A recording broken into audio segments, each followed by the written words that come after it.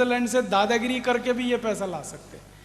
Switzerland है कितना बड़ा देश, छोटा सा, आर्मी उसके पास नहीं, एयरफोर्स उसके पास नहीं, नेवल फोर्स उसके पास नहीं, पुलिस उसके पास नहीं। थोड़ा अगर हम टाइट कर दें 1 मिनट में दे देंगे वो सारा पैसा। तो इसलिए दादागिरी करके भी ला सकते हैं, कानून से भी ला सकते हैं, संसद की मदद से ला सकते हैं, सुप्रीम कोर्ट की मदद से ला सकते हैं। रास्ते बहुत हैं, पैसा ये लाना है 110 लाख करोड़। फिर आप बोलेंगे इसका करना क्या है? करना क्या है? देश का विकास करना है, जो नहीं हुआ 62 साल। तो 110 लाख करोड़ में क्या क्या हो जाएगा?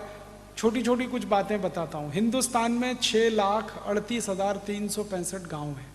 हर गांव में 100 उद्योग हम लगाएं, 100 उद्योग हर गांव में। इसको ध्यान से सुनिएगा, 1 नहीं, 2 नहीं, 3 नहीं, 100 उद्योग हर गांव में लगाएं तो मात्र 10 लाख करोड़ का खर्च होगा। और हमारे पास 110 लाख करोड़ है। आप बोलेंगे कौन कौन से 100 उद्योग? हमारे भारत में 2 लाख से ज्यादा गांव हैं जहां कपास पैदा होता है।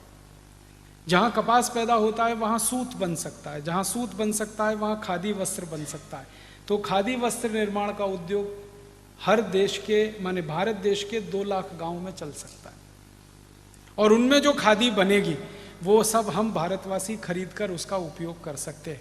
अभी भारत में 1% लोग खादी खरीदते हैं।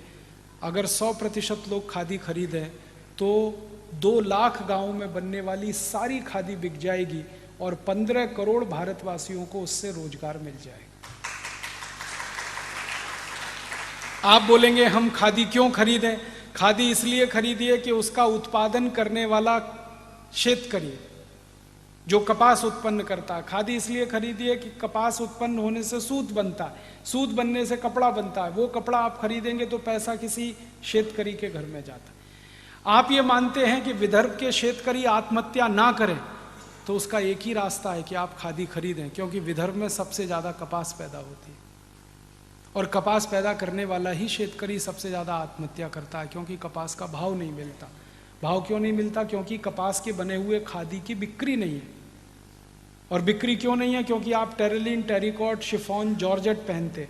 ये टेरिलीन, टेरिकॉट, शिफॉन और जॉर्जेट आप खरीदेंगे, सारा पैसा धीरूभाई अंबानी के खाते में जाता है। करोड़पति को 10 करोड़पति आप बना रहे हैं, 10 करोड़पति को अबजपति बना रहे हैं। क्या आप सेवा कर रहे हैं देश की? कोई भी सिंथेटिक कपड़ा आप खरीद रहे हैं, पैसा अंबानी बंधुओं को ही मिलेगा। और अंबानी बंधुओं की 1 मिनट की इनकम 20,000 रुपए है। आप उस 20,000 को और 30,000 बना रहे हैं। क्या सेवा कर रहे हैं देश? जो भूखा मर रहा है शेतकरी, उसकी सेवा करिए, उसके घर में पैसा दीजिए। और उसकी सेवा करने का एक ही रास्ता आपके पास है कि आप खादी खरीदिए। और खादी इसलिए खरीदिए कि खादी महात्मा गांधी ने पहनी, खादी लोकमान्य बाल गंगाधर तिलक ने पहनी, खादी इस देश में भगत सिंह ने पहनी, खादी इस देश में चंद्रशेखर आजाद ने पहनी, खादी इस देश के क्रांतिकारियों का कपड़ा है, खादी इस देश के क्रांतिवीरों का कपड़ा है। मैंने एक दिन सोचा कि 1-1, 2-2 कपड़े भी खादी के खरीदने लगे हम। हमारी तौलिया, हमारा रूमाल, हमारा एक कुर्ता, एक पजामा, ऐसे ही थोड़े थोड़े कपड़े खरीदने लगे तो करोड़ों मीटर खादी बिक सकती है इस देश में। और 2 लाख गांव में उद्योगों की स्थापना हो सकती है। दूसरा एक उद्योग इस देश में हर गांव में हो सकता है। वो क्या है?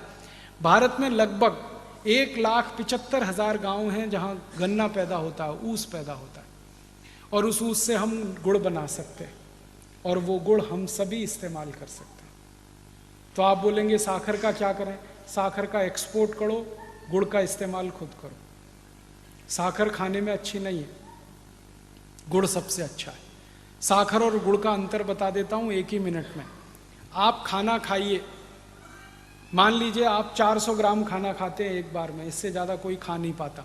400 ग्राम खाना खाया और 10 ग्राम गुड़ खा लिया आपने भोजन के बाद, तो 400 ग्राम खाने को वो 10 ग्राम गुड़ पूरा हजम करा देगा, पचा देगा। इतनी ताकत 10 ग्राम गुड़ में है। और अब इसका उल्टा बता देता हूं। आपने 400 ग्राम खाना खाया और उसके पीछे से 1 चम्मच साखर आपने खाई, तो 1 चम्मच साखर को पचाने में वो 400 ग्राम भोजन की पूरी ऊर्जा खर्च हो जाएगी, फिर भी वो पचेगी नहीं आपको। इतना अंतर है साखर और गुड़ में। इसलिए खाना है तो गुड़ खाइए, साखर बंद करिए। तो आप बोलेंगे फिर ये साखर कारखानों का क्या होगा? ये चलाएंगे हम, विदेशों में बेचेंगे साखर को, जिनको खानी है खाएं, मरना है मरे, हमसे क्या, ले लो। डायबिटीज में मरो, हार्ट अटैक में मरो, कोलेस्ट्रॉल बढ़ा के मरो, हमको क्या, लेना है ले लो। फिर उनको जागृति आ जाएगी, विदेशों में भी जागृति आएगी, तो फिर वो साखर नहीं गुड़ मांगेंगे। तो अच्छा है, सब कारखाने बंद करके गुड़ बनाएंगे हम, तो सारी दुनिया को खिलाएंगे, हम खुद खाएंगे। आपको मालूम है साखर बनाने के लिए करोड़ों रुपए का प्रोजेक्ट लगता है, बैंक से लोन लेना पड़ता है, करोड़ों रुपए इन्वेस्ट करना पड़ता है। गुड़ बनाने के लिए छोटे से प्रोजेक्ट में हो जाता है, बैंक से लोन नहीं लेना पड़ता, करोड़ों रुपए खर्च नहीं होते, बहुत आसानी से हो जाता है। और कोल्हापुर, सतारा, सांगली के सब शेतकरी गुड़ बनाने की टेक्नोलॉजी जानते हैं, उनको सिखाने की जरूरत नहीं है, वो हजारों साल से बनाकर इस्तेमाल करते रहे। और गुड़ से भी अच्छी एक चीज है जो सारी दुनिया को हम खिलाएं तो बात ही कुछ और है, वो है काकवी। आपको सुनकर हैरानी होगी, वो गुड़ से भी अच्छी है। गुड़ तो अच्छा है ही, लेकिन वैज्ञानिकों ने जो रिसर्च करके दिया वो बताया काकवी गुड़ से भी 100 गुना अच्छी। और काकवी बनाना तो सिर्फ शेतकरी जानता है, इसका माने टेक्नोलॉजी उसके हाथ। हम अगर उसको प्रमोशन करें, गांव गांव में जहां भी ऊस उत्पन्न हो रहा है वहां काकवी बने, बोतल में बंद करके अच्छी पैकिंग करके सारी दुनिया में बिके, लोग खरीदने को तैयार है, क्योंकि उनको वो क्वालिटी की कोई चीज मिलती नहीं, हम दे सकते हैं। तो दूसरा उद्योग ये चल सकता है। तीसरा एक बड़ा उद्योग हर गांव में हो सकता है, तेल का। हमको मूंगफली का तेल चाहिए, शेंगा का तेल चाहिए, तिल का तेल चाहिए, सरसों का तेल चाहिए, और ये सब शेंगा तिल गांव में उत्पन्न होता है। 2 लाख गांव हैं जहां शेंगा होता है, जहां तिल होता है, जहां सरसों होती है, हर जगह तेल निकल सकता है गांव में। बिजली नहीं है तो भी तेल निकल सकता है। तेल निकालने का वो पहले एक छोटा सा कोलू चलता था बैल की मदद से, वो अभी फिर चल सकता है, और उसका निकाला हुआ तेल दुनिया में सर्वश्रेष्ठ है। आप जानते हैं क्यों? क्योंकि वो तेल अगर हम खाएं तो हार्ट अटैक कभी आ नहीं सकता, क्योंकि उस तेल से HDL बढ़ता है, और अभी जो डब्बा बंद तेल हम खाते हैं उससे LDL और VLDL बढ़ता है, जो हार्ट अटैक का सबसे बड़ा कारण। हमारे जो पुराने लोग थे ना, पूर्वज, वो तेल वही खाते थे जो कोलू से निकलता था, धीरे धीरे धीरे धीरे। जानते हैं उसमें खासियत क्या है?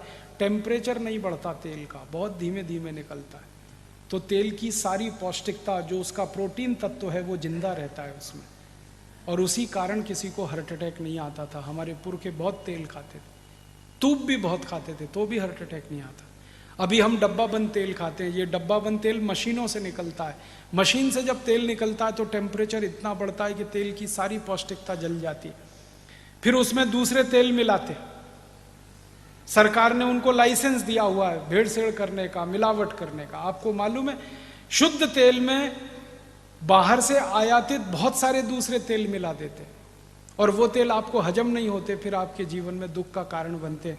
तो हम शुद्ध तेल गांव गांव निकलवाएंगे बैलों से, फिर तेल का कोलू चलवाएंगे, बैलों को काम मिलेगा, शेतकरी को काम मिलेगा, तेल का डब्बा गांव से भर के शहर में आके बिकेगा, और इस तेल को खाने के लिए लोग तैयार हैं, देने वाले नहीं है। 56,000 कोटि रुपए का बाजार है तेल का हिंदुस्तान में। हम कम से कम 10 कोटि शेतकरी को रोजगार दे सकते हैं तेल के उद्योग, ये हम करेंगे। फिर और एक काम हो सकता है, भारत में गेहूं उत्पन्न होता है, लगभग 2.5 लाख गांव हैं जहां गेहूं होता है। जहां गेहूं होता है वहां गेहूं का आटा बन सकता है। अभी गेहूं का आटा शहर में बनता है मशीन से, उसमें भी वही समस्या है, मशीन बहुत तेज घूमती है, टेम्परेचर ज़्यादा हो जाता है, आटे की पौष्टिकता खत्म हो जाती है। हम तो वो हाथ वाली मशीन चलवाएंगे आटे की। हजारों साल इस देश के लोगों ने हाथ से चक्की चला के आटा पीसा है, और जिन माताओं ने ये काम किया है उनको कभी भी पुत्र या पुत्री का जन्म देने के लिए हॉस्पिटल नहीं जाना पड़ा, सिजेरियन नहीं कराना पड़ा। आप जानते हैं क्यों? जब वो चक्की चलाते हैं तो उसमें सबसे बड़ी एक्सरसाइज होती है, वो गर्भाशय की होती है, पेट की होती है, और माँ का गर्भाशय सबसे ज़्यादा लचीला बनता है जब आप वो चक्की चलाते हैं, और अगर गर्भाशय फ्लेक्सिबल है तो बच्चे का जन्म सबसे आसानी से हो सकता है। तो माँ के लिए बच्चे का जन्म आसान है, वो तो एक बात है। फिर हाथ से पिसा हुआ आटा खाएंगे, जिंदगी में कोई त्रास नहीं हो सकता पेट का, क्योंकि धीरे धीरे पीस कर बना है। और हमारी तो तैयारी ये है कि जो पुरुष हैं और जिनके पेट बाहर निकले हैं उनसे भी चक्की चलवा है,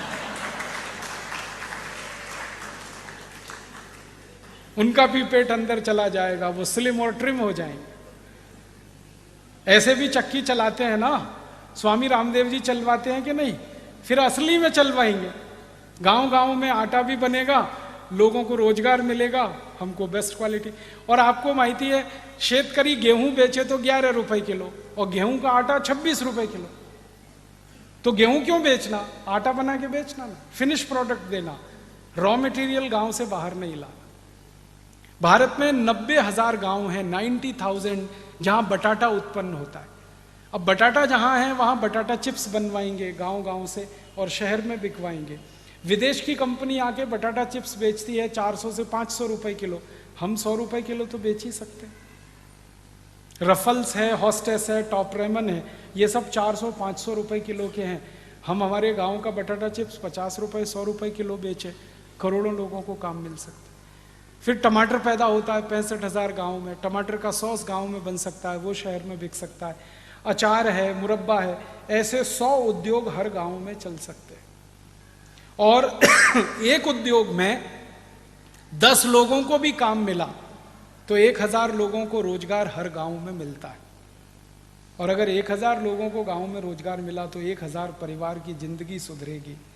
इस देश का बेरोजगारी गांव से बिल्कुल खत्म हो जाएगी। और मैं तो वो दिन देख रहा हूं कि शहरों में बसे हुए लोग गांव भागकर वापस जाएंगे, क्योंकि उनके घर के पास ही उनको रोजगार मिल जाएगा।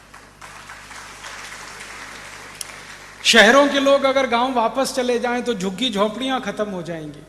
मुंबई की धारावी जो झुग्गी झोपड़ी है वो हमारे मुंह पर तमाचे की तरह से, वो इसलिए है कि गांव में रोजगार नहीं है तो मुंबई जाके उनको रोजगार ढूंढना पड़ता है। जब गांव में काम मिलेगा तो कोई झुग्गी झोपड़ी में क्यों रहने शहर में जाए।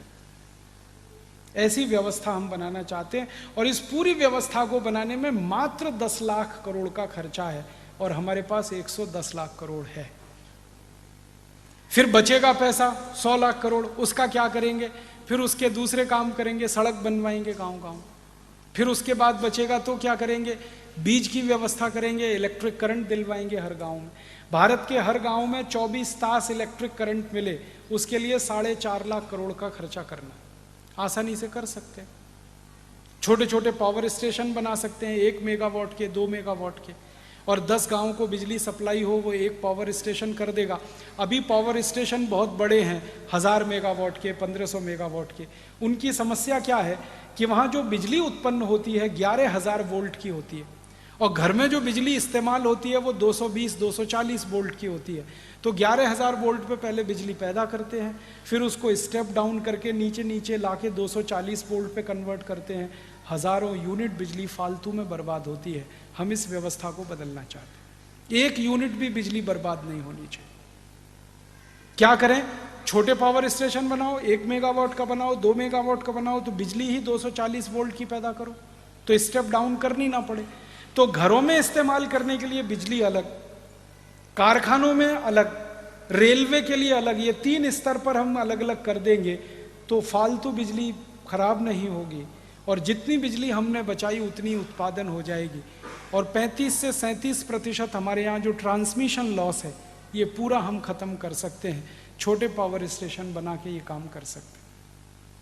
ये करने के बाद भी पैसे बचेंगे तो हॉस्पिटल बना देंगे, स्कूल बना देंगे, कॉलेज बना देंगे, सब हो जाएगा। गांव में कुछ नहीं बचेगा तो भी हमारे पास 60 लाख करोड़ बचेगा। 50 लाख कोटि में सब काम हो जाएगा। फिर हमें सोचना पड़ेगा अब क्या करें, कुछ करने के लिए नहीं, तो फिर योग करेंगे, प्राणायाम करेंगे, हम सुधरेंगे, उनको सुधारेंगे, अपनी सीट सब स्वर्ग में बुक कराएंगे और क्या करेंगे, फिर यही करेंगे। और 60 लाख कोटि जो बच गया उसको फिक्स डिपॉजिट में रख देंगे भारत माता के नाम से, उसका 10% का ब्याज भी मिला साल का तो 6 लाख कोटि हो गया। उतने पैसे से देश का बजट बना लेंगे, टैक्स लगाने की जरूरत नहीं है, पूरे देश को 0 टैक्स बना लेंगे।